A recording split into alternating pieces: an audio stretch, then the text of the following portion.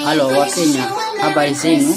Mimi kwa jina naitwa Jacques Chao na mshukuru Mungu naendelea vizuri sana na niko kazi hapa Mombasa County. Ila kuna mjinga mmoja ambaye yeye ni askari, sijui ana cheo gani, lakini kwenye shambra hii ya Christmas nimemkuta tu ametoa message kwa Facebook, anasema tutazuia kusherekea kwa kupiga disco kwenye sherehe za kuzaliwa Yesu Kristo au sherehe za Christmas.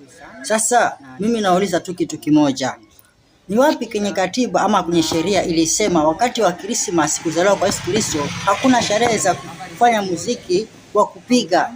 Imeandikwa wapi? Hakuna sheria hiyo na hakuna katiba inayosema hivyo. Yeye atuambie sheria hiyo alitoa wapi na iko katiba namba ngapi, maana hakuna. Na kama ni sheria ambayo ametunga kwa